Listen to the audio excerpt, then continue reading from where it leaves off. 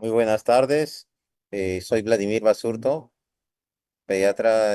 Es un honor para mí compartir esta sesión del curso de pediatría de emergencias para el primer y segundo nivel de atención, organizado por el Colegio Médico, el Consejo Regional 3, y con el apoyo de la Asociación Peruana de Pediatría de Urgencias. Estamos hoy día, la doctora María Cristina Luque y yo como ponentes. Yo la voy a presentar a ella, pero sin antes mencionar a todos los participantes que estas ponencias, así como las ponencias previas, están en la página de Facebook grabadas.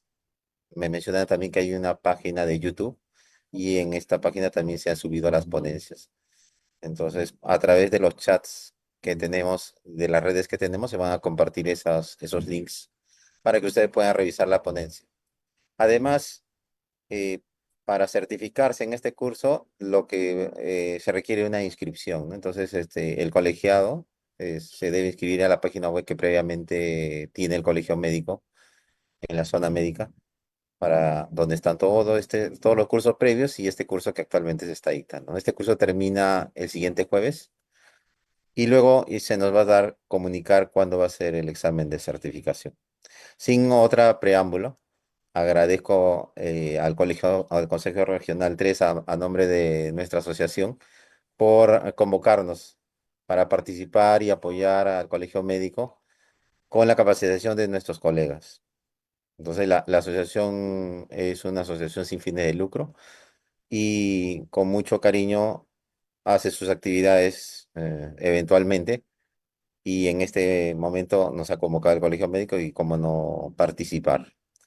Yo voy a pasar la posta a la doctora María Cristina Luque Ramírez.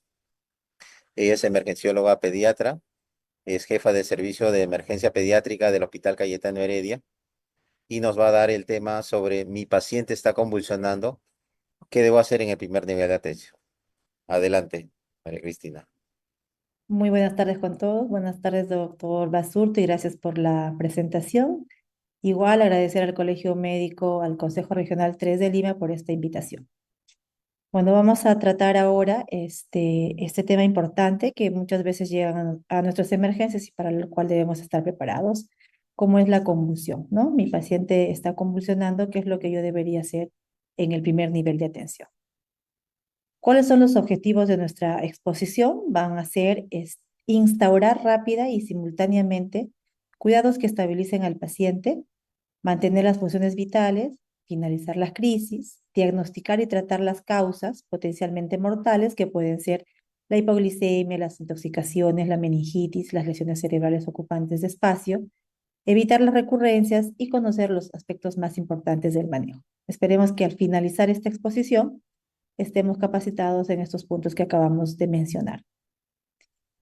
Primero diremos que las convulsiones en general representan hasta el 1% de todas las visitas de pacientes menores de 18 años a las emergencias y que estas son principalmente frecuentes en bebés y en niños menores de 5 años. Las convulsiones presentan un desafío especial en el diagnóstico y en el tratamiento, ya que la etiología de las mismas puede ser variada, variando desde una presentación benigna y una presentación que puede ser potencialmente mortal. La otra cosa importante a saber es que el tratamiento de las convulsiones es algo que debemos individualizar.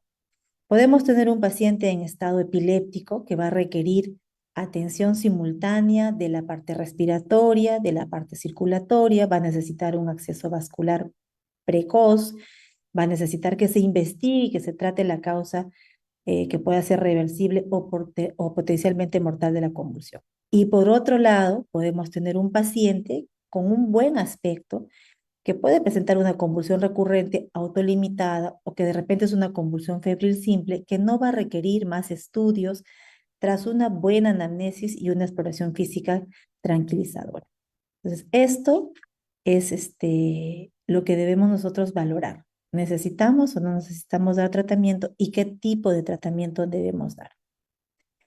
Vamos a empezar con un caso característico, ¿no? Tenemos unos padres angustiados que llegan a la emergencia con Sebastián, su niño de 2 años, que es previamente sano y que es traído por una convulsión que ya está durando más o menos 7 minutos y que se caracteriza por movimientos tónico-clónicos generalizados asociados a retroversión ocular y que persisten hasta que el paciente ingrese al servicio, ¿no? Y aquí está nuestro primer reto, que es manejar adecuadamente la angustia, la desesperación de los padres.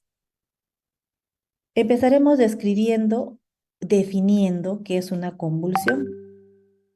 Según el Instituto Latinoamericano de Control de la Epilepsia, una convulsión es la aparición transitoria de signos y síntomas debidos a actividad neuronal excesiva o simultáneamente anormal en el cerebro.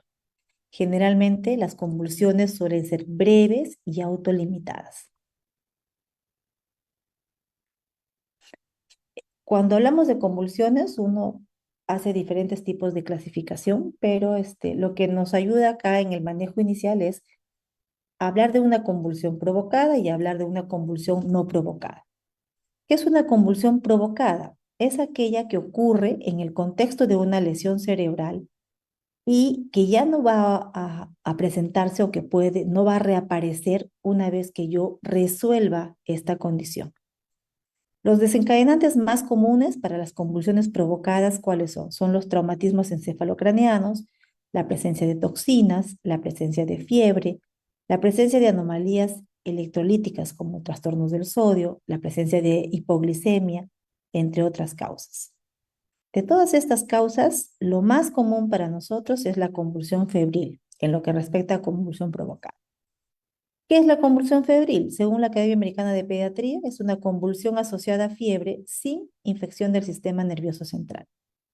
Este tipo de convulsión se presenta entre 2 a 5% de los niños y esta convulsión puede ser, como todos ya sabemos, simple o compleja. Simple, la que ocurre en niños neurológicamente normales entre 6 meses y 5 años, es aquella que dura menos de 15 minutos y no tiene características focales y además no recurre en 24 horas.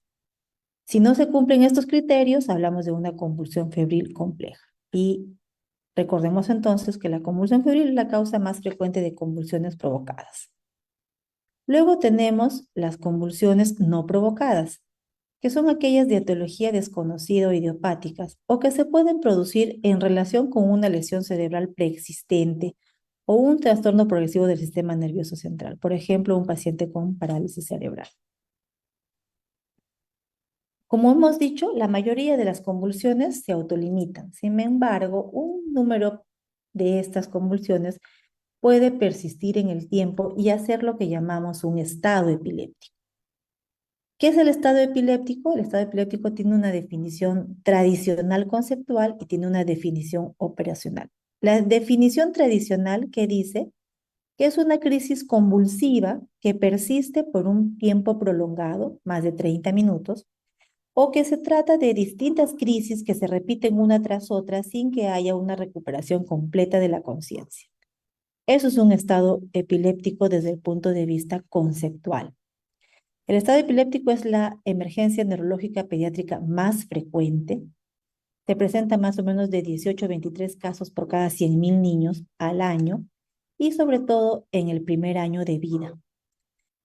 La atención del estado epiléptico implica identificar el estado epiléptico y manejar simultáneamente tanto la etiología como las complicaciones y tratar con fármacos anticonvulsivantes. Desde el 2015 más o menos, el ILAE no solamente hace este diagnóstico tradicional, sino hace un diagnóstico operacional. Y en el diagnóstico operacional dice que el estado epiléptico es una condición en la cual se producen unas crisis excesivas donde no intervienen los mecanismos reguladores que cesan la convulsión. O de repente se debe a que aparecen mecanismos que van a hacer que la convulsión perdure en el tiempo. Entonces, en el diagnóstico operacional entra ya la duración de la convulsión, ¿no? Y hablamos de tiempos en este estado epiléptico. Nos importa hablar de un tiempo 1 y nos importa hablar de un tiempo 2. Generalmente las convulsiones, bien hemos dicho, que se autolimitan y esto ocurre en los primeros 5 minutos. Si ya pasan los 5 minutos y sigue la convulsión, ya estamos en el denominado T1 y en este momento yo debería empezar el tratamiento de la crisis convulsiva, porque cuanto yo más me demore en tratar la crisis convulsiva o cuando no la trate adecuadamente, el riesgo de que la crisis convulsiva perdure en el tiempo es mayor. Si la crisis continúa, yo voy a llegar a lo que denominamos T2, ¿no? Más o menos a los 30 minutos de la convulsión. Y en este T2 ya empiezan a aparecer síntomas, signos de daño neurológico secundarios a la hipoxia sostenida del paciente. Entonces, esta definición ya no solamente habla del tiempo, sino habla del manejo que uno debe instalar en el estado epiléptico. El estado epiléptico tiene sus etapas. Hay primero una etapa entre los 0 y los 5 minutos que hablamos de una etapa de instalación del estado epiléptico o una etapa de pródromos. Entre los 5 a 10 minutos hablamos de un estado epiléptico precoz, que luego es seguido entre los 10 a 30 minutos de un estado epiléptico ya establecido. Y luego de los 30 minutos hablamos de un estado epiléptico refractario, que es el estado en el cual la convulsión perdura pese al tratamiento adecuado que yo he estado realizando. Con todos estos conceptos, ¿no? Yo lo que voy a desarrollar ahora es el tratamiento. ¿Qué es lo que yo debo hacer frente a mi paciente con convulsión? Entonces, recordemos que el tiempo desde que inicia el cuadro hasta que yo administre el tratamiento es importante en la duración de la convulsión.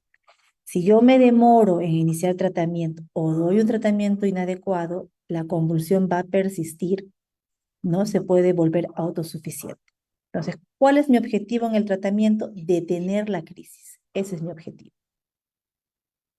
Como para cualquier paciente que llegue a la emergencia en estado crítico, lo primero que yo voy a hacer es evaluar la impresión general del niño y para esto voy a utilizar mi triángulo de evaluación pediátrica.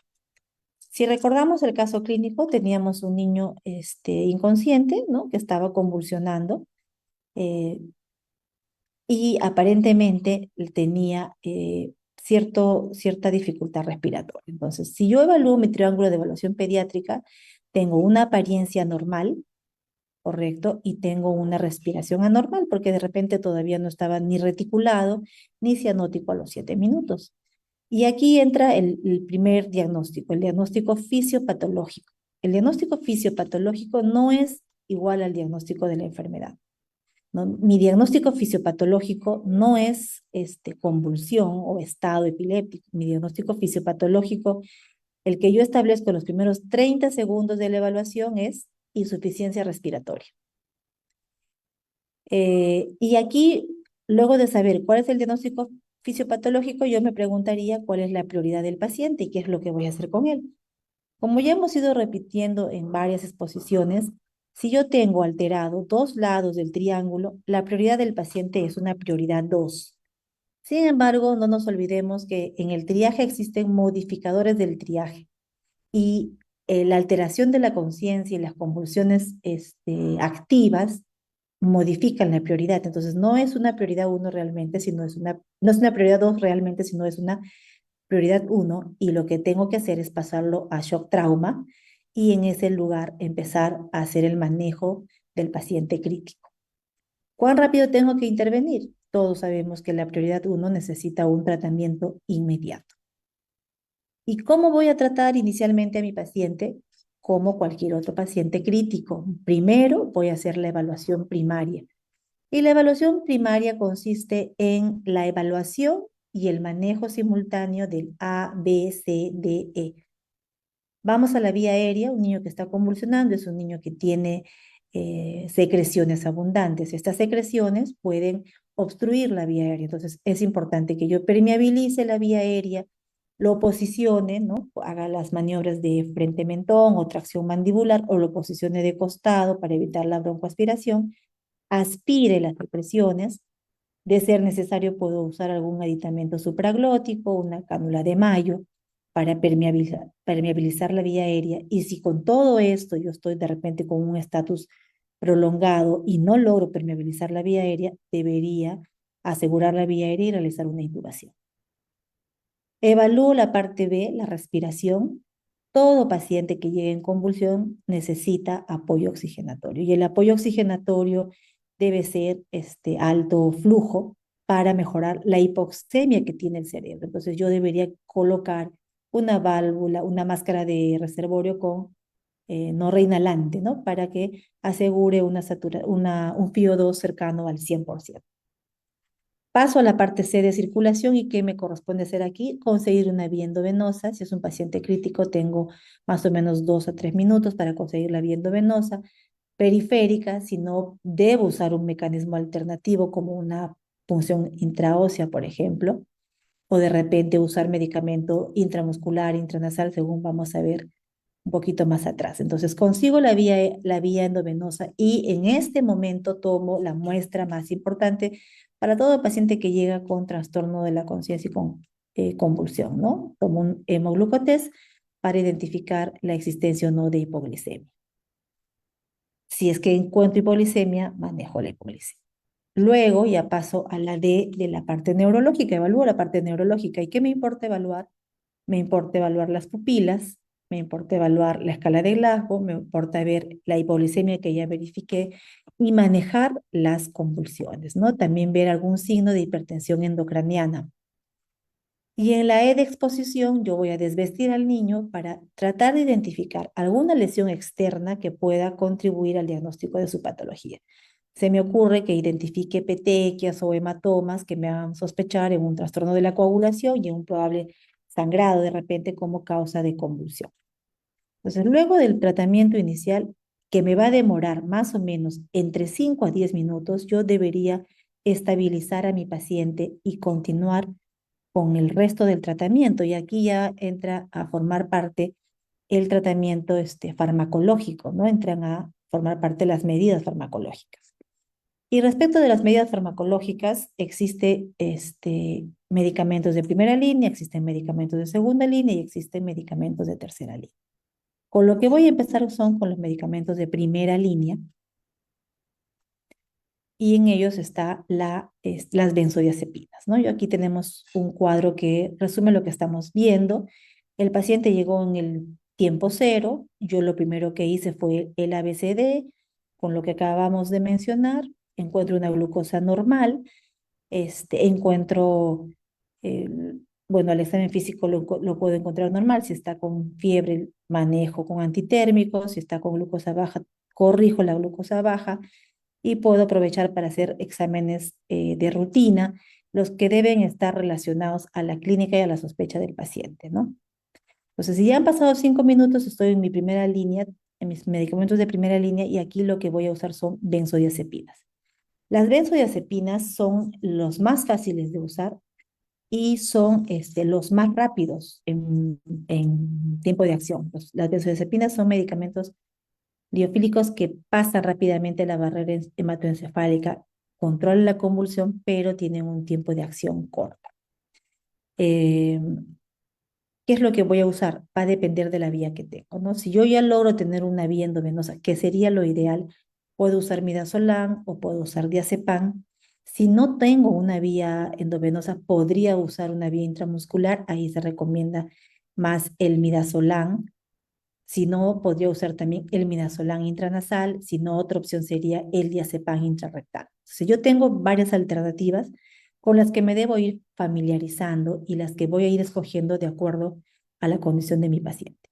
¿Cuál es el objetivo del tratamiento aquí? Del primer tratamiento es detener la actividad convulsiva para minimizar la morbilidad por el tratamiento y evaluar y tratar la causa que ha desencadenado el estado convulsivo. Las benzodiazepinas, ¿no? Hemos dicho que son de administración fácil y rápida. El efecto secundario más importante es la depresión respiratoria. Y esta depresión respiratoria está asociada más que a la dosis inicial, está asociada a las dosis múltiples. Entonces, si yo uso una primera dosis, puedo estar más o menos tranquila, pero si uso una segunda o una tercera dosis, mi riesgo de depresión respiratoria aumenta. Por lo tanto, es importante usar la dosis adecuada y la vía adecuada. El diazepam va, como ya hemos dicho, endovenoso o intrarrectal, la dosis varía. Si es endovenoso, yo voy a 0,3 miligramos por kilo, que es el promedio, pero si es intrarrectal, la dosis es 0,5 miligramos por kilo. Si tengo vía intramuscular, preferiría usar midazolam, y si tengo vía intranasal, también preferiría usar midazolam. Se ha visto que la falla del usar el midazolam intranasal está más relacionada a la técnica. Yo debería usar un midazolam de alta concentración. Tenemos midazolam nosotros de 5 miligramos por ampolla y tenemos midazolam de 50 miligramos por ampolla. Idealmente debería usar la más concentrada para que el volumen sea menor.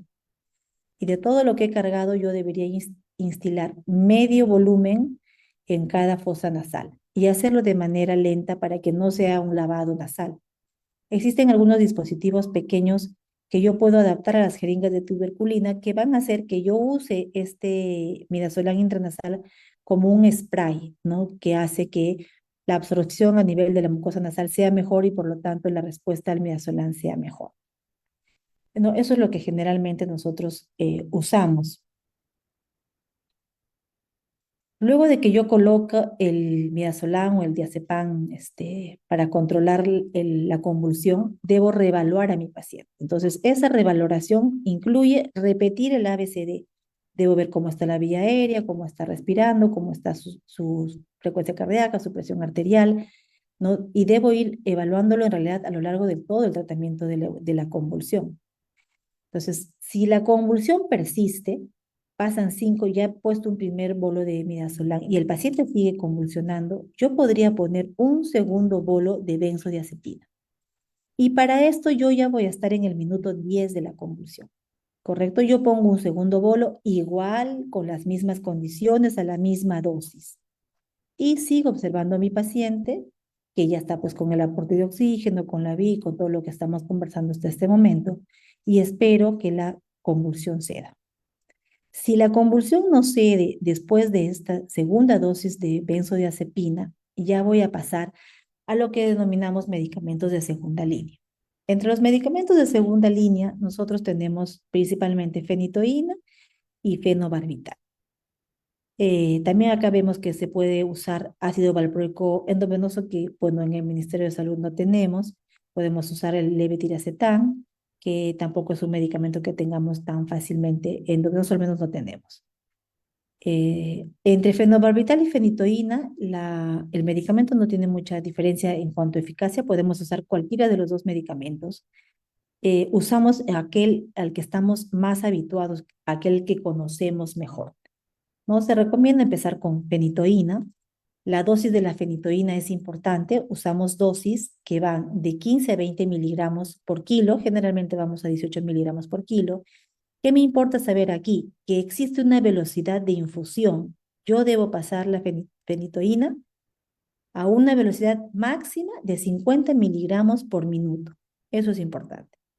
Me importa también que existe una dosis máxima, sobre todo en pacientes gorditos, donde lo máximo que le puedo dar es 1500 miligramos al día y que yo debo diluirlo o indicar la dilución en cloruro de sodio. No debería usar dextrosa porque la fenitoína forma microcristales con la dextrosa y puede precipitar.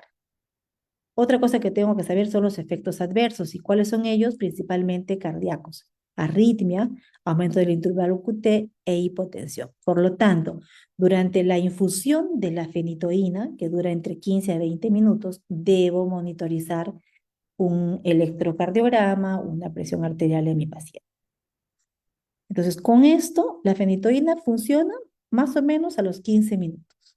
En este momento yo ya, por lo general, controlo la convulsión, ¿no? Ya estaríamos más o menos en la primera diazepam a los 5, el segundo diazepam a los 10, ya estaríamos 15, ya estaríamos hacia la media hora, o sea, ya completamos no solo la definición operacional, sino la definición conceptual del estado epiléptico, porque ya estamos terminando los 30 minutos de convulsión. ¿Qué hago si mi paciente sigue convulsionando? Ya estamos en un estado epiléptico que está entrando a ser refractario. Entonces yo aquí podría usar un segundo medicamento de segunda línea. En este caso usamos nosotros un segundo bolo de fenobarbital, ¿no? Acá estamos primero en la fenitoína que acabamos de conversar. Si con esto no cede, ya podría usar un segundo medicamento que sería el fenobarbital. La dosis es similar, dice 20 miligramos. Principalmente el fenobarbital causa depresión respiratoria e hipotensión arterial. Entonces, si yo ya estoy avanzando en la medicación, tengo dos benzodiazepinas, una fenitoína y un fenobarbital, mi paciente probablemente haga o vaya hacia la depresión respiratoria y debería estar preparado para asegurar la vía aérea e intubar al paciente. El fenobarbital en la actualidad está siendo cada vez menos usado, se deja más para pacientes recién nacidos, ¿no? Pero esa es mi opción, darle un segundo medicamento de segunda línea. Para algunos incluso el fenobarbital, por los efectos adversos que da, se considera de tercera línea, ¿no? Por los efectos adversos, pero en realidad es como un medicamento de segunda línea. Ya si con esto yo no logro controlar la convulsión, estoy frente a lo que llamo un estado epiléptico refractario, ¿no? Que tiene un manejo distinto. ¿Qué exámenes, hasta mientras, qué exámenes auxiliares debería tomar? Existen exámenes auxiliares que siempre debo tomar, que hemos dicho que es al inicio la glucosa y los electrolitos de acuerdo al estado clínico y a la sospecha. Existen algunos exámenes de laboratorio que yo voy a considerar tomarlos de acuerdo al contexto en el que esté.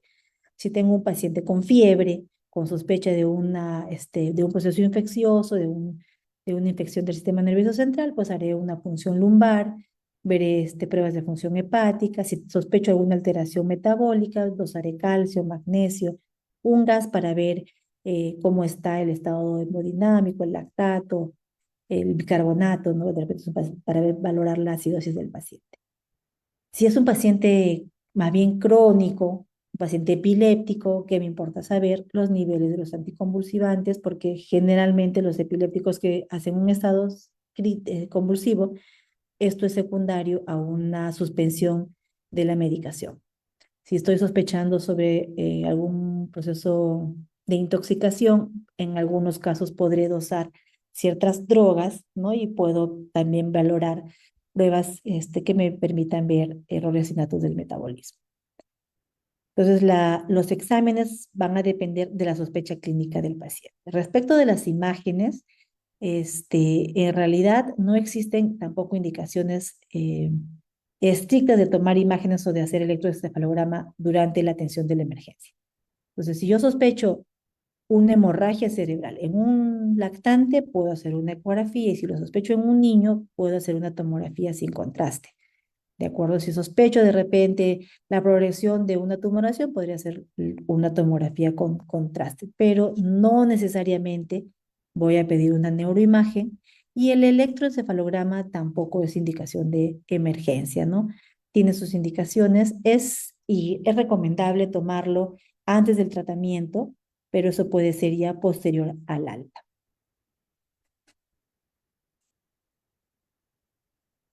Hemos estado hasta los 30 minutos, ya hemos puesto fenitoína y fenorbital, y si las convulsiones no pasan, ya hemos dicho que estamos frente a un estado refractario. Valoro la vía aérea del niño, si es necesario lo intubo.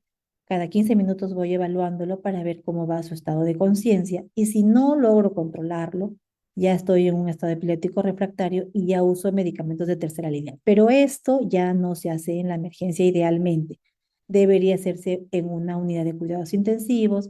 Yo debería monitorizar de manera continua un electroencefalograma, ¿no?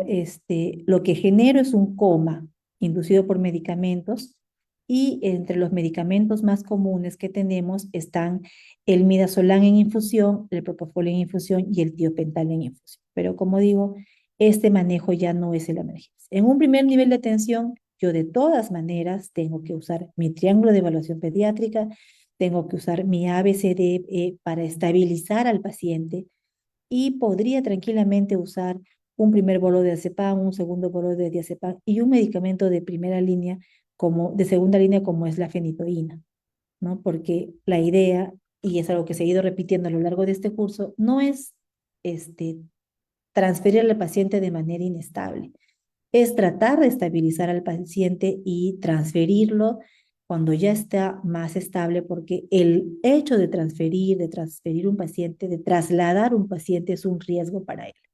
Entonces yo debería intentar ceder las convulsiones, no siquiera llegar hasta el primer medicamento de segunda línea para evitar de repente una complicación como es la depresión respiratoria.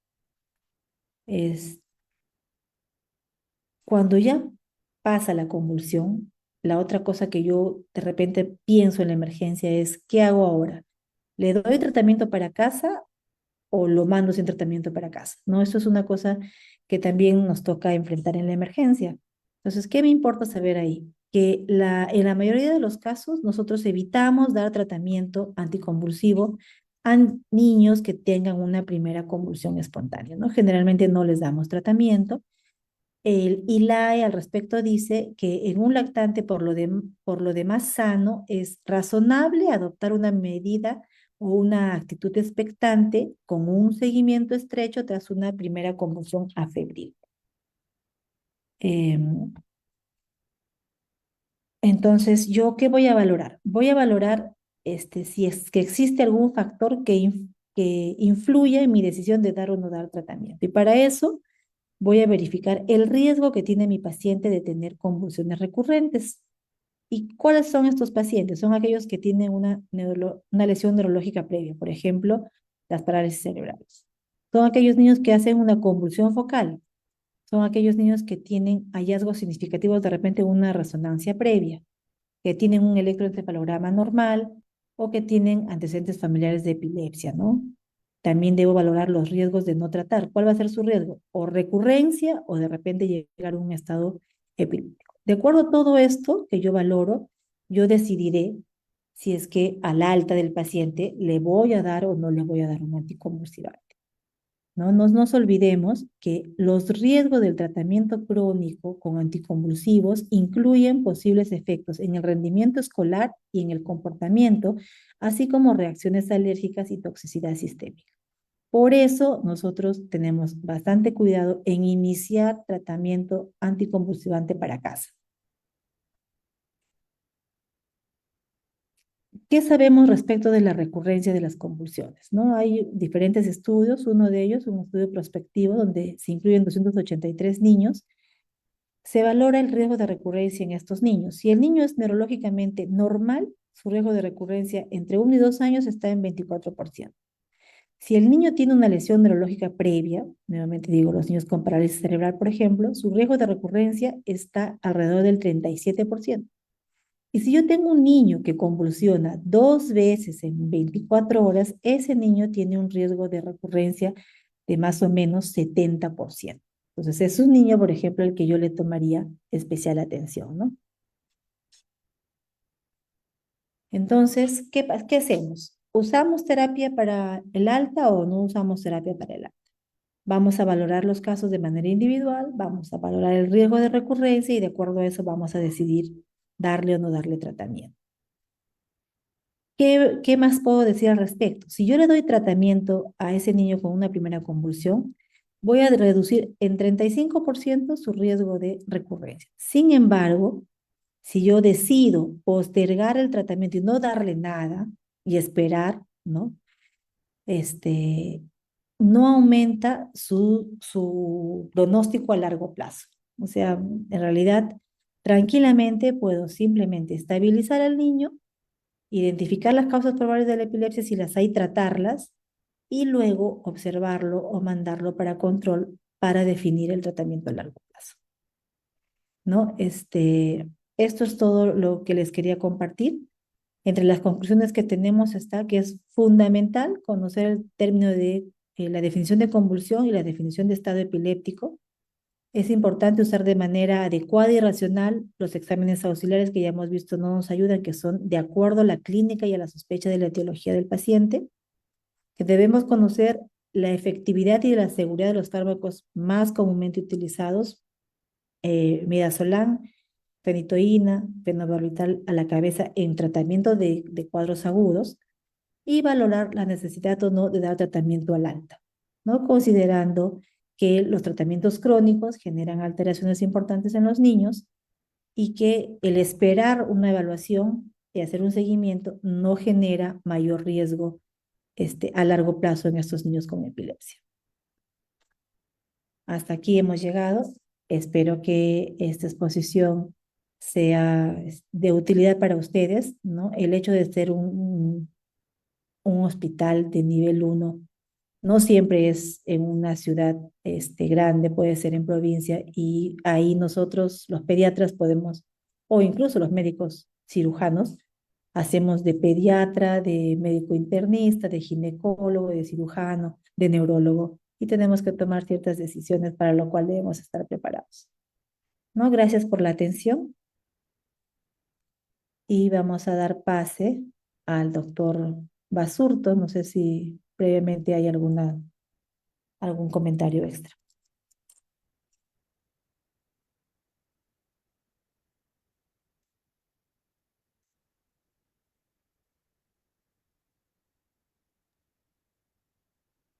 Sí, las preguntas son ahora.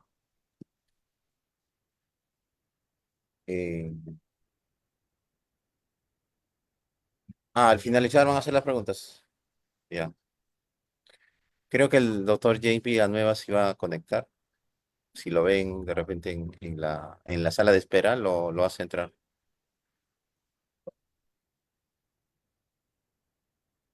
Ya,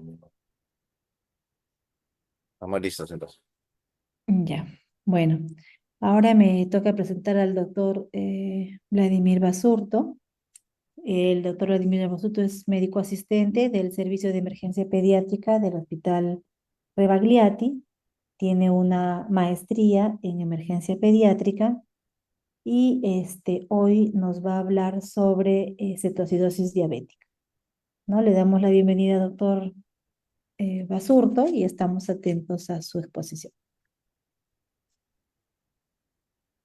Muchas gracias.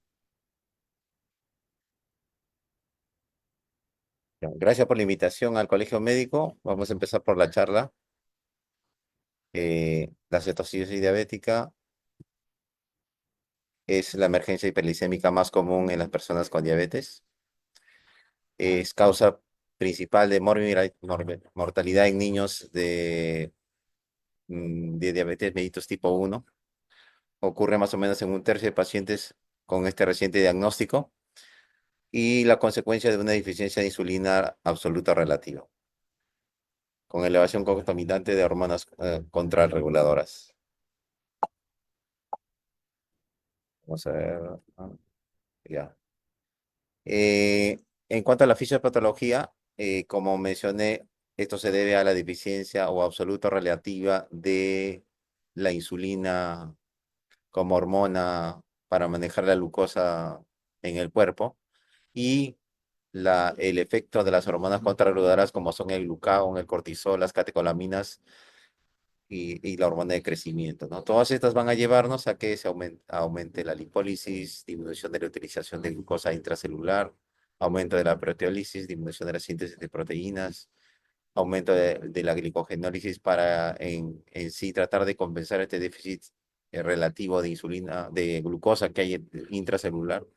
Y entonces esto nos va a llevar finalmente a los tres signos claves de la fisiopatología de la cetoacidosis, como son la cetogénesis, con lo que nos va a llevar a una acidosis, y la hiperglicemia, que finalmente va a conducirnos a una deshidratación por diuresis osmótica.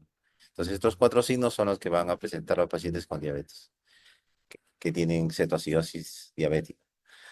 Nosotros, ¿cómo lo vamos a reconocer como criterios bioquímicos en un paciente que llega a la urgencia? Probablemente uno por criterios clínicos, por signos clínicos, por antecedentes, eh, por la sintomatología que presenta, pero sobre todo en la parte bioquímica vamos a reconocerlos por la hiperglicemia más de 200, pH venoso menos de 7,3 y bicarbonato menor de 18.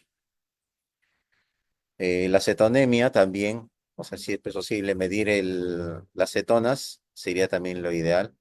Y la cetonuria moderada, en cuanto a cuando nosotros tomamos un examen de orina, las cetonas, la cetonuria en orina, 2 cruces o más, también podría ser diagnóstico. En general, en la mayoría de hospitales no se están midiendo los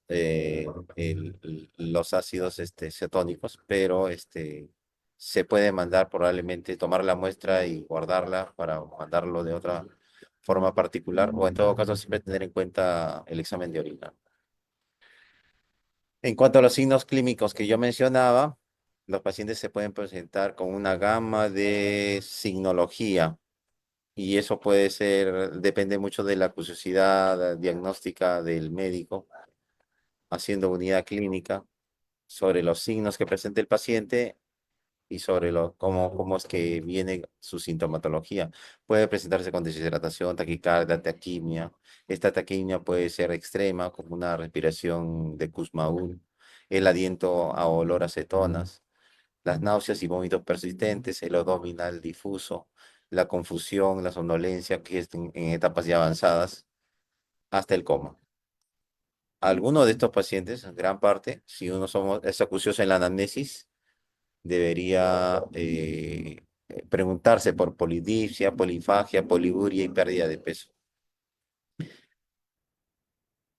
Y en estos pacientes que tienen esto, que además tienen estos signos, que son los más frecuentes, vómitos, dolor abdominal y taquimia, es necesario tomar un glucotest, ¿no? Banderas rojas de repente en la evaluación clínica de los pacientes. Si nosotros nos demoramos en un diagnóstico precoz, puede conducir a edema cerebral con resultados neurológicos catastróficos. El dolor abdominal y los vómitos podrían llevar a errores en el diagnóstico de procesos intraabdominales o patología quirúrgica. Y si la deshidratación es severa, el shock hipovolémico podría ser una manifestación del paciente. Entonces podría presentarse como un shock, pero esto es un poco más raro. Más vamos a ver pacientes que vienen por vómitos, dolor abdominal, polidipsia, poliuria, vómitos frecuentes. Y a veces vienen inclusive por un cuadro de una dificultad respiratoria severa, con sibilantes, y a veces han sido catalogados como crisis asmáticas severas refractarias al tratamiento y finalmente han sido cetocidosis diabética. No, no es, han pasado ya algunas veces. Cuando nosotros enfocamos a estos pacientes en urgencias, hay que tratar de revertir estos cuatro signos que mencionamos, ¿no? Corregir la deshidratación, que puede estar asociado o no a alteraciones hidroelectrolíticas, corregir la acidosis y revertir la cetosis, corregir la hiperglicemia a valores probablemente cercanos a lo normal. Ahí están los cuatro signos. Evitar, si es que se presentan complicaciones, eh,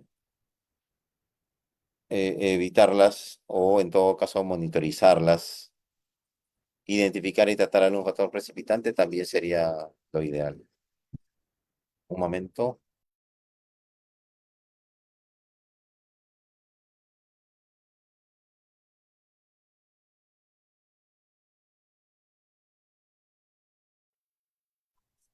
Ya.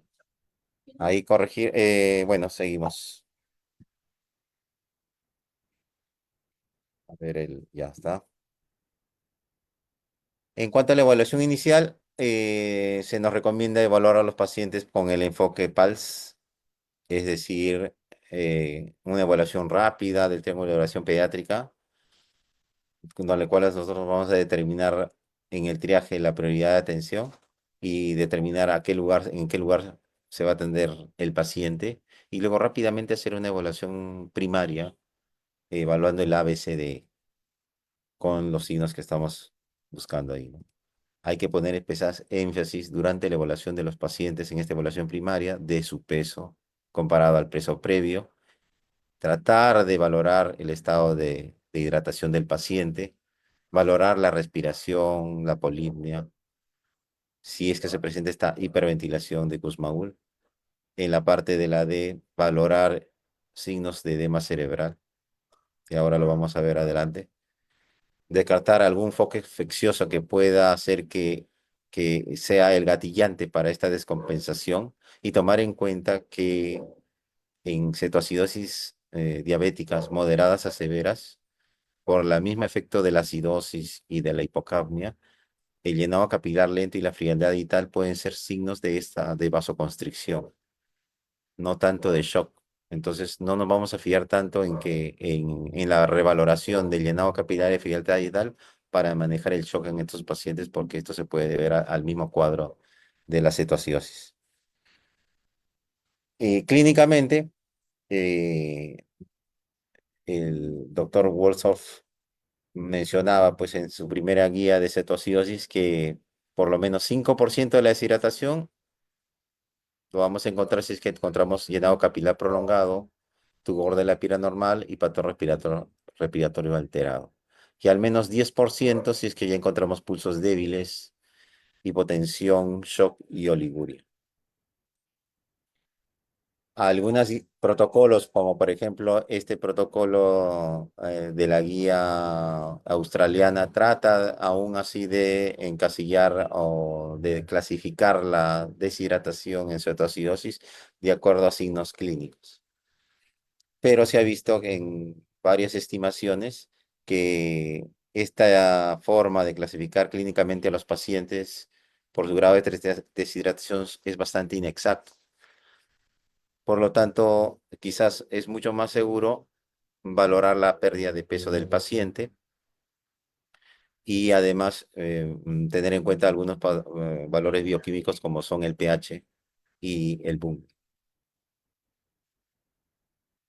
La guía, tanto la mayoría de guías, la canadiense, la americana y la británica, tratan en sí, de acuerdo a ello, categorizar el grado de deshidratación de la cetoacidosis. Un momento. Ah, ya.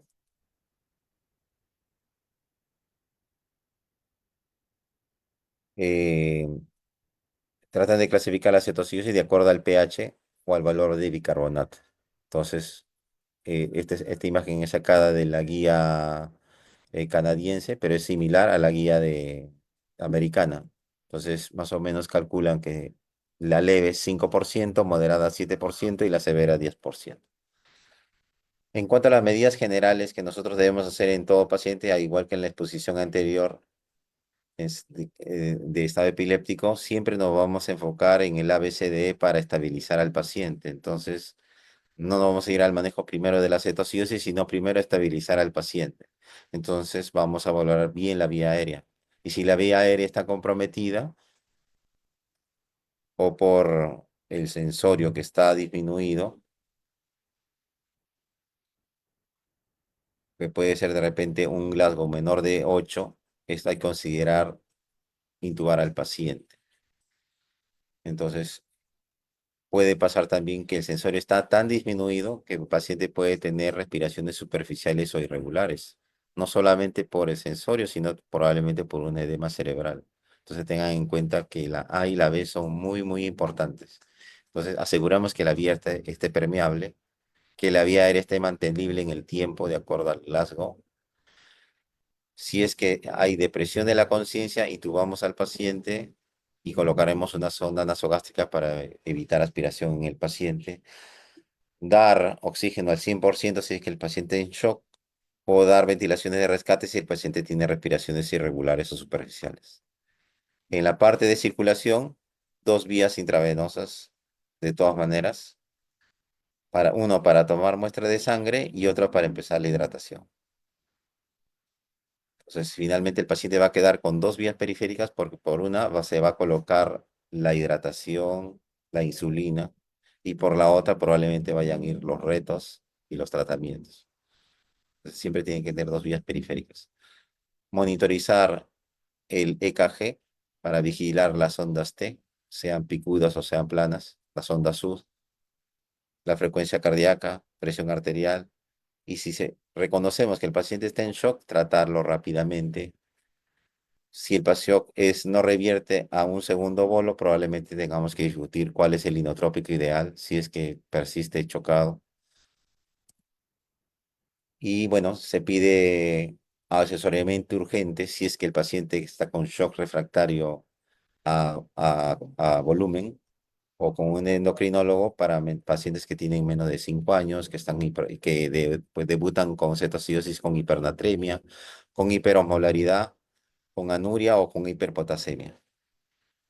En cuanto a la analítica que tenemos que tomar, será glucosa, urea, creatinina, electrolitos, osmolaridad sérica, gases, cuerpos cetónicos, urianálisis y cetonuria.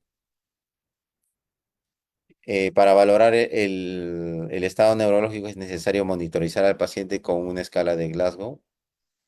Entonces hay que tener en cuenta este parámetro para constantemente, si yo tengo un paciente que tiene una encefalopatía aguda, probablemente si tiene un Glasgow menos de 14, cada hora hay que hacer el Glasgow, ¿no? Pero si el paciente tiene ya menos de 12, se hace el Glasgow cada 30 minutos para valorar mejor al paciente. El Glasgow y los signos vitales. Si queremos descartar un factor gatillante, por ejemplo, una infección, entonces ahí habrá que tomarle estudios de acuerdo a nuestra sospecha clínica, ¿no? Vamos a pedir pues hemograma PCR probablemente, cultivos o algún hisopado. O si en todo caso sospechamos de encefalitis, habrá que hacerle punción lumbar, radiografía de tórax si pensamos en una consolidación pulmonar, descartar apendicitis, iliopancreatitis que pueden desencadenar ello. Siempre sospechar de sepsis si tenemos un paciente que ingresa con fiebre, que está o está hipotérmico, que tiene hipotensión, que hay acidosis refractaria o acidosis láctica en el debut.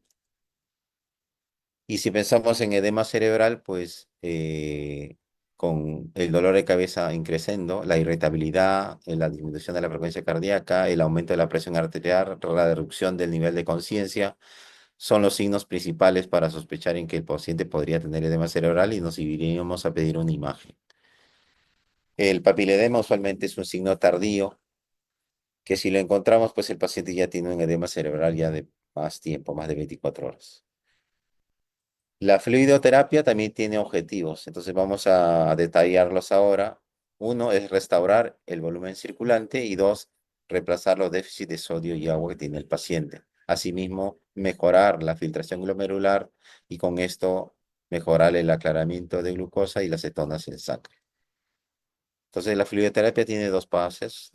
Una es la expansión vascular y otra es la reposición del déficit. Entonces vamos a hablar parte por parte.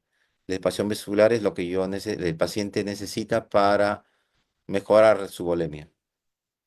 Entonces puede estar muy deshidratado y yo quiero hacer una expansión de volumen para estabilizar mejor al paciente porque tiene muchos signos clínicos. Entonces la expansión vascular vamos a categorizarle a que si el paciente está en shock o si no está en shock. Si el paciente está en shock, recuerden que el shock significa paciente con sensorio alterado, con taquicardia, con frialdad distal, con llenado capilar prolongado, con pulsos periféricos deficientes, oligúrico. Esos, esos son signos de shock, ¿no? La hipotensión usualmente ya es un signo tardío. Eso es en todo lo que nos enseñan en el APLS. Pero llame la atención de que tanto la hipocapnia como la acidosis en el paciente con cetoacidosis me van a producir llenado capilar prolongado y frialdad distal. Por lo tanto, estos signos no me van a servir para valorar el shock, sino los otros. ¿Cómo se manejan si está el paciente chocado? Para la guía americana son 20 mililitros por kilo lo más rápido posible por una vía endovenosa gruesa. Y para la guía británica podemos utilizar suero fisiológico, Plasmalide o lactato Ringer 10 mililitros por kilo en 15 minutos, que podría repetirse hasta varias veces si los signos de shock persisten, hasta menos de 40 mililitros por kilo. La hipotensión refractaria, si es que el paciente, a pesar de darle los tratamientos con de expansión vascular, entonces teníamos que definir si usar adrenalina o noradrenalina, ¿no? La adrenalina es para el shock que llamamos frío y la noradrenalina es para el shock vasopléjico. Este es un resumen de lo que recomiendan las otras guías. La primera es sacada de las recomendaciones del British Columbia, ¿no? Hospital Center, la guía TREC. Entonces aquí hablan de que si el paciente está chocado, podría dar un bolo de 20 mililitros por kilo hasta un máximo de 1000 en 20 minutos, pero si el paciente está con shock hipotensivo, recomiendan darlo muy rápido, ¿no? Entre 5 a 10 minutos. este bolo inclusive se podría repetir. Para la guía canadiense, igual el máximo de volumen del bolo, si es que el paciente está chocado, es 1000. Y si está hipotenso o shock compensado o hipotensivo, el bolo se debería dar entre 10 a 15 minutos. Podría repetirse hasta un máximo de 40 mililitros, igual que la recomendación, ¿no? Y en la guía británica sí hacen la excepción de que el máximo a infundir en bolos usualmente es 750, o sea, hasta un máximo peso de 75 kilos. Ahora, si el paciente no está chocado, entonces, pero el paciente requiere un volumen para estabilización. Entonces, antes las guías recomendaban pues que los bolos lentos de 1 hora, ¿no? Pero cada vez se está estimando a dar un poquito más rápido. Entonces, la guía americana, si el paciente no está chocado, recomienda de que los bolos son de 10 a 20 por kilo, entre 20 a 30 minutos, ¿no? Para redondear 30 minutos y evitar mayores confusiones. Igual la guía británica habla de que también podría ser bolos de 10 mililitros por kilo de suero fisiológico o plasma light, pero en 30 minutos. Y la guía NICE, que tuvo su actualización en el 2023, igualmente habla que los bolos son con suero fisiológico, 10 mililitros por kilo. Y en esta guía sí recomiendan, a pesar de que no está chocado, ¿no? Si usted considera que después de la primera dosis de 10 mililitros por kilo, considera todavía para mejorar la perfusión tisular, darle un bolo adicional, consultarlo con un experto y reevalúa al paciente para dar un segundo bolo. Esto es para la fase de expansión de volumen. Luego viene la fase de rehidratación, donde vamos a calcular el déficit de líquidos más los requerimientos basales de agua que tiene el paciente y eso va a ser nuestro volumen de rehidratación. El déficit de líquido lo vamos a calcular de acuerdo a la gravedad, bueno, porque al paciente cuando llega le tomamos un AGA y en el AGA va a salir el pH y va a salir el pH y el bicarbonato, y con eso podemos calcular si es una deshidratación, una cetocidosis leve, moderada o severa. Y los requerimientos basales siempre se van a calcular con la regla del Holiday-Segg. Entonces, este volumen de rehidratación, si el paciente estuvo chocado y ya salió del shock, no se debería descontar y se calcula. Todo lo que utilizaban para el shock no se descuenta. Y si el paciente está en shock, descontar el bolo inicial de este cálculo de rehidratación. Entonces, los fluidos se pueden administrar entre 24 y 48 horas. Entonces, la mayoría de ellas recomienda solución fisiológica, pero las guías británicas dan la opción de que podríamos rehidratar con Carman, Lactator Ginger y Plasma Light, que no están disponibles probablemente en todo nuestro medio. En cetoacidosis no se reponen pérdidas urinarias probablemente si es que el paciente tiene una gran diuresis masiva, probablemente tengamos que aumentar este aporte líquido que tiene el paciente, porque probablemente todo lo que estemos rehidratando se esté saliendo. Entonces siempre hay que estar haciendo un balance constante del paciente cada 2 a 4 horas. En los pacientes obesos, la guía BESPED recomienda de que se debe calcular con un máximo de 75 kilos y a un máximo de 6 litros en 24 horas.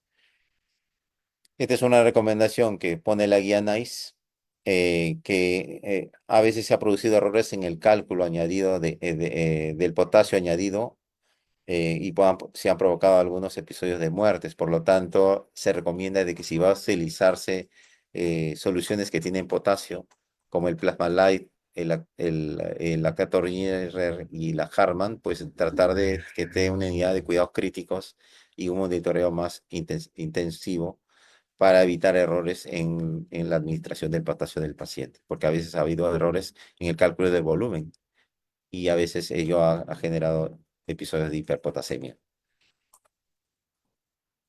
En cuanto a la velocidad y a la concentración, a la tonicidad de las soluciones, hay un trabajo que presentó el doctor Cooperman, presentado ya en el 2018 en el New England Journal of Medicine, donde se comparaban 4 grupos, ¿no? La administración rápida de suero fisiológico o suero al medio normal versus la administración lenta de suero fisiológico y administración lenta de suero al medio normal a pacientes que tenían cetoacidosis diabética moderada.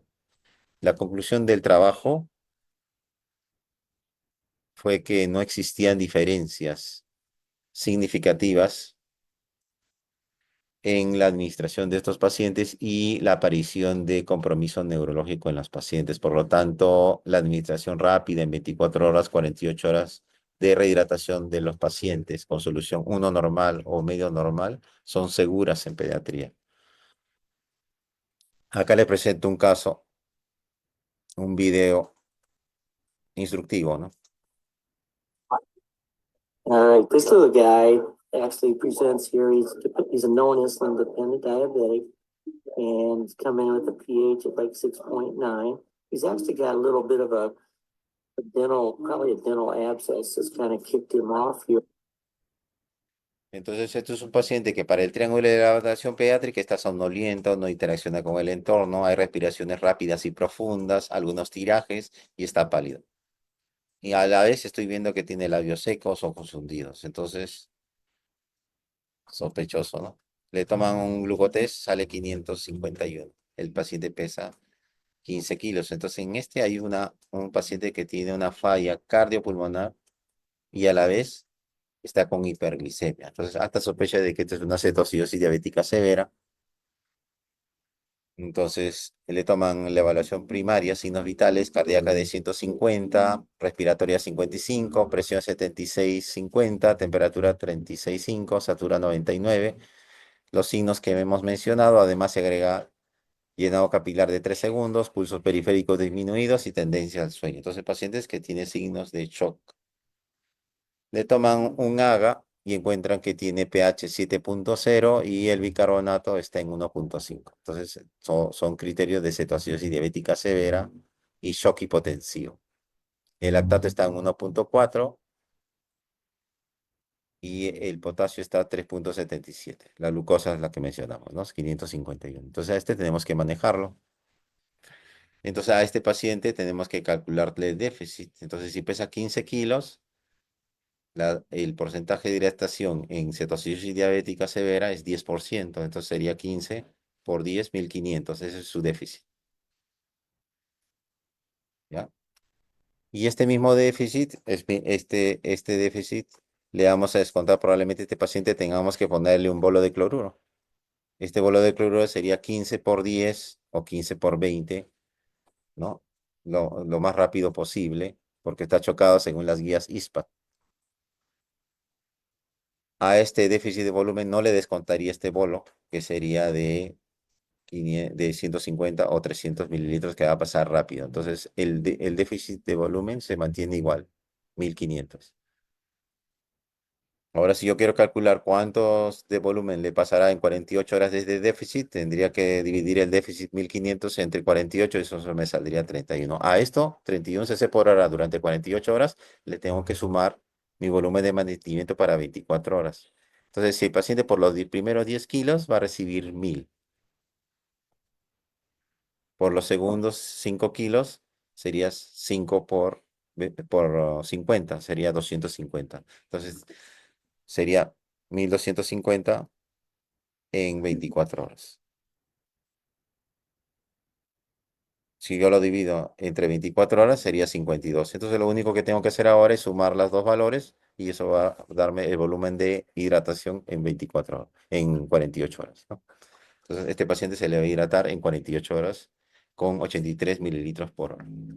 Tengan en cuenta que ahí en la bibliografía estoy poniendo una calculadora, ¿no? Entonces, esta calculadora BESPET es muy interesante, ¿no? Entonces, tú pones un poco de la anamnesis del paciente, su fecha de nacimiento, el peso anterior o el peso actual, y luego le calcula todo para que ustedes puedan rehidratar al paciente. Estuvo chocado, no estuvo chocado, te piden esos datos clínicos y luego te sale algo que la simulación que he hecho ahorita. Creo que está en este QR para los que tienen ahí el celular. Para el potasio, ¿no? Este es un potasio, el potasio es un electrolito, principalmente es un ion intracelular. En cetoacidosis diabética siempre hay una depresión de potasio corporal total, aunque los niveles plasmáticos pueden ser bajos, normales, inclusive altos. Entonces hay que tener en cuenta siempre en el EKG estar valorando la presencia de ondas U o el aplanamiento del QRS de las ondas T para la hipocalemia. y las ondas T que se van cada vez haciendo más picudas en las hipercalemias, así como la prolongación del PR. El potasio se pierde por vómitos.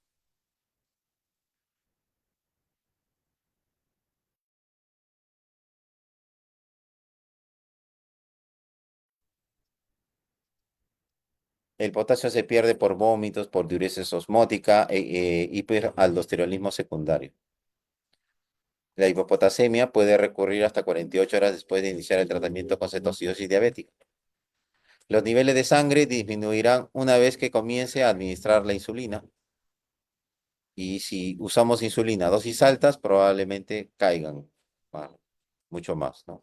Entonces hay que asegurar que todos los líquidos, excepto los boles inusiales, contengan 40 milimoles por litro de potasio, ¿no? En la forma en la que tenemos el potasio nosotros en, en la mayoría de urgencias es en el cloruro de potasio, al 20%. Algunas guías recomiendan de que esto sea mitad-mitad, ¿no? Sea cloruro de potasio al 20% más fosfocalium, de tal manera que la sumatoria de los dos nos dé 40 milimoles por litro. Eso es para evitar la hipercloremia, que pueda hacer que prolongue la acidosis. Pero lo ideal es que los líquidos tengan 40, ¿no? Y después cada caso ya se ve de acuerdo a cómo vaya el paciente, porque algunas veces hasta yo he tenido pacientes que tenían hipopotasemia severa y que requería bolos permanentes cada 6 horas, porque perdía gran cantidad de potasio por orina. O sea, a estos pacientes sí se tuvo que dar una cantidad de milimoles por litro de potasio mucho mayor. Vamos a ver. Siguiente. Acá son las decisiones de acuerdo al valor de potasio sérico que nosotros encontramos durante la rehidratación. Entonces, si el potasio es menos de 30,5, la recomendación es que si es que es en el ingreso, aplacemos el inicio de insulina hasta que primero le coloquemos un reto de potasio, ¿no? 0,5 milimoles por kilo por hora es la velocidad de infusión máxima por vía periférica y mucho más segura, ¿no? En entornos de emergencia, por ejemplo, o pediatría. En UCI probablemente puedan llegar a un poco más rápido, siempre con monitoreo. Si el potasio está en 3,5 y 5,5, en la hidratación podríamos colocar 40 miliequivalentes por litro. Y si el potasio está más de 5,5, solo agregar potasio si el paciente orina. Si el potasio está a menos de 2,5, este es un indicador de mal resultado de mortalidad. Entonces hay que tener al paciente mucho más choqueado. Y si en el momento que ya estamos tratando al paciente, pues presenta hipocalcemia, iniciar reemplazo simultáneamente con la expansión inicial por una infusión IV separada, claro, podría ser, porque yo lo voy a hidratar por una vía, como le dije, colocas dos, entonces estoy hidratándolo por una vía y probablemente le esté poniendo el reto de potasio por la otra vía, ¿no? Y una vez que acabe el reto de potasio, empezaré ya mi infusión de insulina. Esto es cuando tengamos una hipocalemia severa de ingreso. Ahora, la hipofosfatemia, ¿no? La depresión de fosfato, diuresis osmótica, un desplazamiento de fosfato del intracelular al extracelular como resultado de la acidosis metabólica, la dilución por reposición de líquidos y la entrada de fosfato a las células mediadas por insulina. Entonces también se produce la hipofosfatemia. Esta hipofosfatemia puede ser grave en cualquier momento del tratamiento y es más probable que sea clínicamente significativa si se suspende la dieta por más de 24 horas. Entonces, solo reemplazar si el potasio es menos de 1 miligramo por decilitro, si tiene el paciente encefalopatía, contractilidad miocárdica disminuida, miopatía, disfagia, ilio, ¿no? Y en cuanto al sodio, pues hay una serie de cálculos que podríamos calcular por el sodio para valorar el tratamiento, ¿no? Hay que calcular el sodio corregido inicial para valorar si es que el paciente está hiponatrémico con la fórmula que estamos viendo ahí. Y si el sodio sérico debería hablarse cuando se corrigen los niveles de cetoacidosis diabética. Si el sodio corregido es menos de 130, entonces, y si el sodio corregido es más de 130, vamos a probablemente la hidratación es diferente, ¿no? Si es menos de 130, nuestra hidratación se hará con una solución uno normal. Y si el sodio es mayor de 130, el corregido, vamos a tratar de usar una solución al 3/4 normal o medio normal. La caída del sodio corregido significa un exceso de agua libre y un riesgo de edema cerebral. Entonces, un aumento del sodio corregido de más de 5 milimoles por litro durante las 4 a 8 horas del inicio del tratamiento sugiere una reposición de líquidos insuficiente en relación a las pérdidas continuas que tiene el paciente, probablemente por diuresis y por vómitos. Y una caída de sodio corregido de menos del 5 milimoles por litro durante las 4 a 8 horas sugiere una reposición excesiva de líquidos.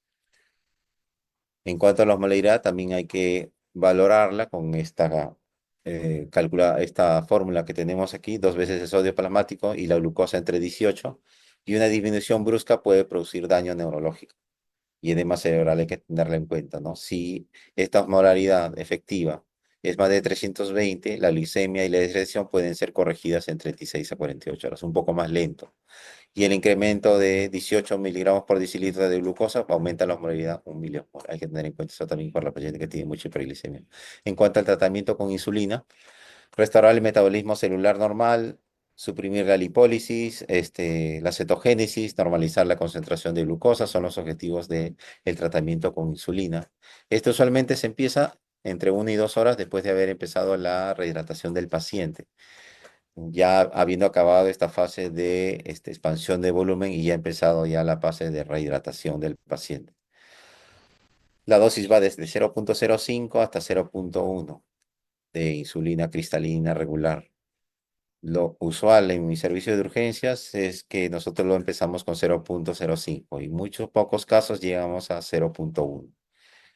Hay un trabajo en el JAMA publicado hace como 4 o 5 años donde se comparaban la dosis de 0,05 versus la de 0,1 en cetoacidosis diabéticas moderadas y se veía que la de 0,05 era mucho más segura porque producía, y con ambas se lograba una corrección de la cetoacidosis en 24 a 48 horas, pero la de 0,05 tenía menos episodios de hipoglicemia. Pero a veces es necesario utilizar la de 0,1, la dosis de 0,1, porque el paciente persiste con acidosis, persiste con hiperglicemia, sobre todo la acidosis. Entonces ahí tenemos que subir probablemente la dosis de insulina, pero monitorizar mucho más al paciente por los riesgos de hipoglicemia que podría tener el paciente.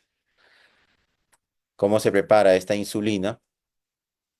100 en 100 o 50 y 50, como mencionan acá, ¿no? 100 unidades en 100 de cloruro. Eso me da que una unidad es 1 mililitro. Pero aquí se menciona también cómo se prepara, ¿no?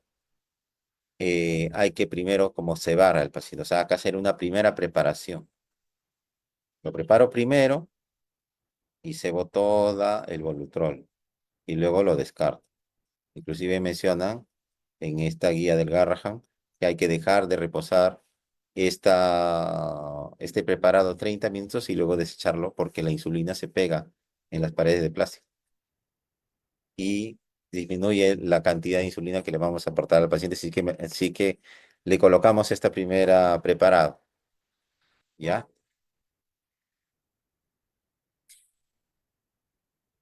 La solución está lista para utilizarse durante las siguientes 12 horas. Y pasado ese tiempo hay que volver a preparar nuevamente. O sea, no es una solución que nos va a durar 24 horas, sino 12. Y en cuanto al manejo de la insulina con la glucosa, bueno, el catéter venoso central usualmente no se pone porque hay un alto riesgo de trombosis por la hipercoagulabilidad que tiene el paciente que tiene por la cetoacidosis diabética. Y aparte que tiene un gran espacio húmedo que puede producir administración errática. Entonces la insulina no se coloca por ahí y por los riesgos que tiene. Ahora vamos a iniciar destrozal 5 o destrozal 10% al 7,5% es cuando la glucosa está en caída y ya está en un rango entre 250 y 300. O si el descenso es mucho más rápido de 90 miligramos por decilitro por hora. Yo puedo ir aumentando esta destroza hasta 12,5 para mantener el rango de glicemias entre 150 y 250. ¿Ya? Si el paciente tiene hipoglicemia, pues tendremos que tratarla, ¿no? Con un bolo de destroza al 10%, 4 cc por kilo, o del 25, 2 cc por kilo. Y se ha visto que también podemos utilizar las insulinas de acción rápida, como la Lispro o la Aspart, de forma subcutánea, pero estos trabajos se han hecho sobre todo para las cetocidosis diabéticas leves. Cuando vamos a manejar cetocidosis, también hay este sistema de doble bolsa. Esto también estamos tratando de que en mi servicio se trate de manejar a los pacientes con este sistema. Significa que todo va a pasar por una sola línea. Y vamos a tener, por decir, 3 bombas de infusión unidas en una llave de triple vía. Entonces, en una va a entrar suero fisiológico con los 40 milimoles de potasio que hemos mencionado que siempre deben tener. El otro va a tener destroza al 10% con la cantidad de hipersodio para volverlo uno normal. Entonces, eso más o menos es 45 a 46 mililitros de hipersodio.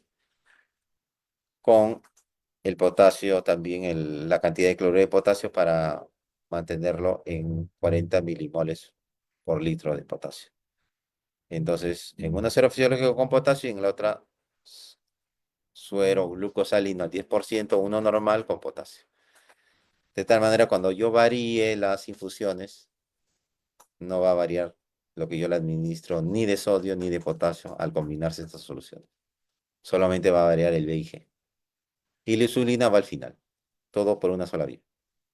Entonces aquí colocamos, por ejemplo, si el paciente va a recibir 100 mililitros por kilo, en el ideal, ¿no?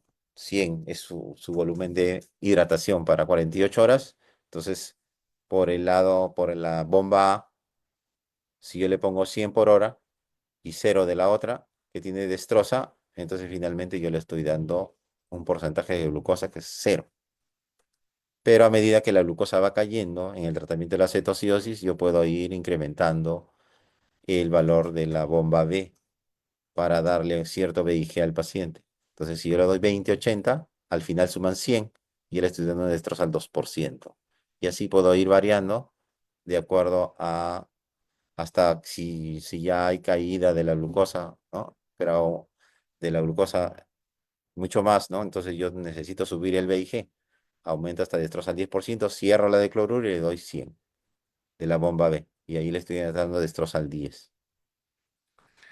Esto porque a veces necesitamos, porque la cetocidosis persiste en el tiempo, ¿no? El bicarbonato sigue bajo, entonces vamos a tener que mantener la misma dosis de insulina o subirla un poco más, y por eso vamos a requerir mayores concentraciones de hidratación con glucosa. Entonces aquí tienen, esta es una fotito de una guía, de un review de manejo de cetocidosis como de una guía americana. Ahí está la bibliografía, entonces cómo se está usando, ¿no? Las combinaciones de las bombas, ¿no? Del sistema de doble bolsa. Y cómo se administraría el potasio. Bueno, aquí ellos están utilizando, el cuadrito que ven aquí, este es sacado de un libro de pediatría hospitalaria de la Academia Americana de Pediatría. Y en la bomba A es lo mismo, ¿no? Ponen suero fisiológico, lactato Ringer, y le agregan potasio, pero aquí le están agregando fosfocalio, ¿no? De tal manera que la suma de estos dos me dé más o menos los 40 milimoles por litro de potasio, ¿no? Y en la bomba B tendría que ir destroza al 10%, bueno, este es un preparado que ya deben tener ellos, destroza al 10% con lactato Ringer o suero fisiológico, y con los valores de potasio. No se agregaría potasio si es que es que para este protocolo, si es que está 5.5, ¿no? En la guía del Gargar refiere que sí se podría agregar si es que el paciente está, podríamos decir que está orinando bien, buen flujo urinario tiene. Y bueno, acá hay una propuesta de cómo deberían variar los porcentajes de infusiones de tanto de la bomba A como de la bomba B de acuerdo a los niveles de glicemia del paciente, ¿no? Eso también para que lo tengan en cuenta, ¿no? No solamente se ha protocolizado que cómo podría variar, sino que ya más o menos tratan de ponerlo, ¿no? En estos rangos más o menos vas a tener estas distribuciones de los porcentajes de infusión, ¿no? De tal manera que la suma de ambas siga siendo el mismo volumen de hidratación. Ahora, ¿qué pasa si la acidosis persiste? Bueno, de repente hay que tomar en cuenta que de repente la insulina no se preparó adecuadamente, que la rehidratación inicial, esta expansión de volumen no ha sido la adecuada, o en todo caso el cálculo no ha sido el correcto, o que las pérdidas son demasiadas durante la evolución del paciente y por lo tanto requiere un recálculo de la formulación de la rehidratación del paciente. La acidosis también puede persistir, sobre todo la acidosis láctica, si es que el paciente tiene sepsis, si es que el paciente tiene cloro alto o ante tratamientos o antecedentes de salicilatos. El bicarbonato solamente se debería utilizar si es que el paciente tiene riesgos vitales, es decir, probablemente tenga un pH menos de 6.9, además tenga compromiso de la contractilidad cardíaca, es decir, tenga un shock demostrado que sea refractario a la hidratación y que tenga hipocontractilidad cardíaca. Y eso se lo podemos determinar, depende por un ecofast y ver, ¿no? El paciente está con 6.9, está chocado, sigue deshidratado a pesar de los bolos que le he administrado y tiene contractilidad cardíaca disminuida. En esos, todos esos juntos es que recién podríamos utilizar. Porque y también la experiencia, algunos pacientes que hemos tenido en mi servicio con pH 6.9, con cetoacidosis severa, no requirieron bicarbonato. Solamente con dosis altas de insulina y un buen volumen de rehidratación, en 48 horas mejoraron. Porque no estaban, creo que no llegaron chocados y no hubo mayores complicaciones.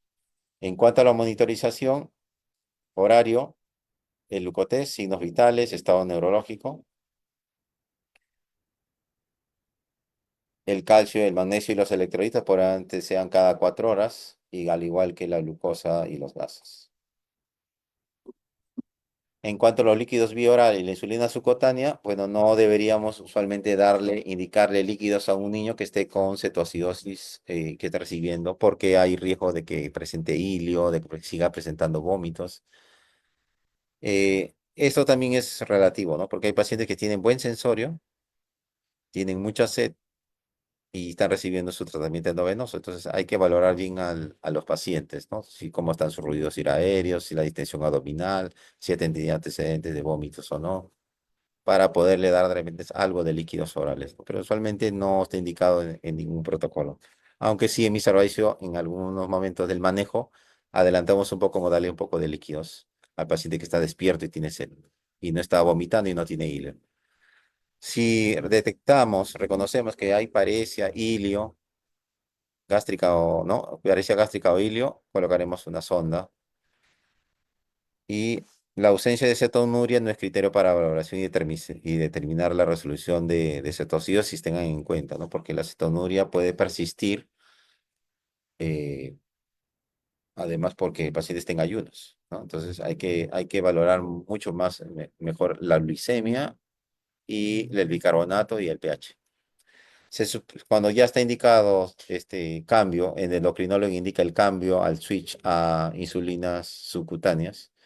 Entonces ahí se hace un cambio, ¿no? Se suspende la infusión de insulina luego de haber iniciado estas dosis de insulina subcutánea, ¿no? Y acá hay un resumen de la terapia. Espero no haberme extendido. Creo que con esta terminamos, pero ya se mencionó en la charla.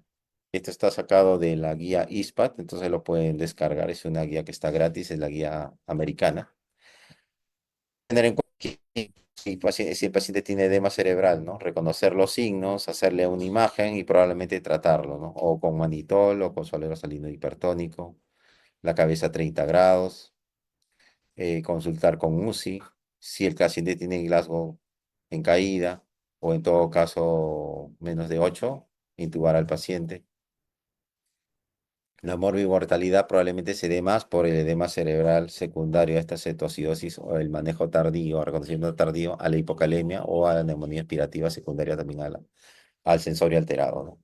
Esta mortalidad es mucho más en los países subdesarrollados y relacionado a ello, ¿no? La morbilidad también incluye pues los trastornos electrolíticos, ¿no? Como la hipolisemia, la hipocalemia, la hipernatremia.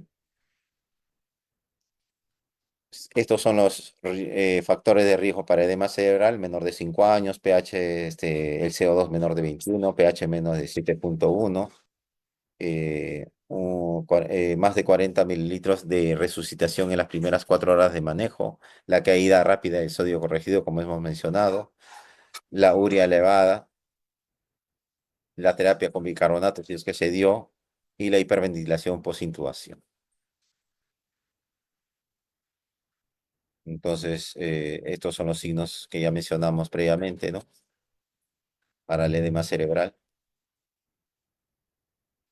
Cuanto a los criterios mayores y menores, el edema cerebral, pues hay que ponerlo en posición en minimizar el movimiento y la agitación del paciente, levantar la cabeza a 30 grados, mantenerlo en la línea media, administrar hidratación con soluciones isotónicas. Se podría reducir si es que ya tenemos el reconocimiento del edema cerebral clínico y con imágenes, a 75% de la tasa calculada. O sea, prolongar probablemente ya no en 48 horas, sino en 72 horas la hidratación del paciente y usar terapia osmolar o con manitol o con cloruro de sodio al 3%. En cuanto a conclusiones, bueno, si se presenta el shock, aunque es raro, tratarlo rápidamente, pero no enfocarnos necesariamente en el llenado capilar por las consideraciones clínicas que tienen los pacientes con cetoacidosis. La corrección de la cetoacidosis se va a dar con insulina, glucosa y la rehidratación. Esta rehidratación podría ser entre 24 a 36 horas versus la lente 48 horas y no ha demostrado riesgo de aumentar el riesgo de edema cerebral. Comienza la insulina 1 hora después de la rehidratación, es una recomendación prudente, y continuar la insulina hasta que se resuelva la cetosis. No suspenderla porque a veces pasa que lo suspendemos porque vemos que baja mucho la glucosa, entonces pensamos de que ya se está revirtiendo la cetosis cuando en realidad el pH y el carbonato siguen elevados. Entonces ahí lo que hay que hacer es aumentar el VIG. Si es un paciente que esté con hipocalemia, entonces podríamos considerar darle o reto de potasio o en todo caso agregar a la hidratación potasio. Les agradezco mucho su atención para los que han estado presentes hasta el final de la charla y agradezco también sus preguntas. Gracias, doctor Basurto. Buenas noches con todos. Gracias por la ilustración de este tema metabólico tan complejo de manejo fino, sobre todo en los niños. Acá La tengo una doctora Luque pregunta. nos menciona que se tuvo que retirar por motivos personales. Ah, ok, no se preocupe, sí, no se preocupe. Gracias, más bien, la doctora María Cristina. Hay una pregunta, ¿hasta qué nivel, en el nivel 2 dice que, ¿hasta qué momento yo puedo manejar una cetoacidosis diabética en niños estando en un nivel 2? Si solo cuento con gasometría arterial y una unidad intermedia de cuidados. Sí, yo creo que Hay que referir acá, ¿cuándo transferimos, no? ¿Cuándo podemos manejarlo? Porque no podemos todo transferir a un nivel 3, ¿no? sí, la cetosis diabética deberían ser manejados en un nivel 3 mínimo. O sea, Siempre, en mínimo. pediatría siempre van a tener que ser manejados en un nivel 3. Entonces, este paciente, si bien ya llegara a un nivel 1 o 2, tiene que ya desde que llegó alistarse para ser transferido, el paciente. Entonces, probablemente yo inicie el manejo en la urgencia de mi nivel 1 y 2, pero su destino final va a ser el 3 o el 4. Entonces, ¿yo qué puedo hacer? Como les mencioné, valorar el ABCD bien, y si encuentro que hay un problema ahí de vía aérea o de respiración, rápidamente resolverlo. Si está con shock, resolver el shock. Y en eso nada más ya tenemos por lo menos ya la primera hora de manejo del paciente, ¿no? Ahora yo puedo ya ir coordinando y probablemente me acepten el paciente, a veces demora, ¿no? Pero probablemente me lo acepten usualmente es entre 4 horas en promedio, más o menos, 1 hora menos o 1 hora más. Entonces, en estas 4 horas de manejo inicial, enfocarnos en el ABCD, en los exámenes iniciales, que probablemente sea pues su hemograma, electrolitos, saga, lactato, y también en el manejo de resucitación hídrica, ¿no? Si está chocado, bolos rápidos en 1 o 2 dosis, y si sale del shock, calcular nuestro volumen de rehidratación para 48 horas. y empezar la rehidratación del paciente. Ahora, siempre tomando la glucosa cada hora. Ahora, con las primeras medidas, que esto probablemente no dure entre 2 horas promedio, ya con la resucitación hídrica y el inicio de la fase de rehidratación, ya tenemos más o menos 2 horas de manejo. A la segunda hora, usualmente ya empezamos con la insulina, pero la insulina siempre va a implicar un riesgo de hipoglicemia. Entonces, si yo tengo glucotés suficientes para tomarle la glucosa cada hora, pues podría empezarlo. Pero si no tengo esa posibilidad, no podría empezarlo todavía. Entonces, hay que tomar en cuenta ello, ¿no? Y Entonces, justo ya la segunda pregunta era, sí, la segunda pregunta también era relacionada a eso, ¿no? ¿Cada cuánto tomaría yo la glucosa, hemoglucotés, imagino?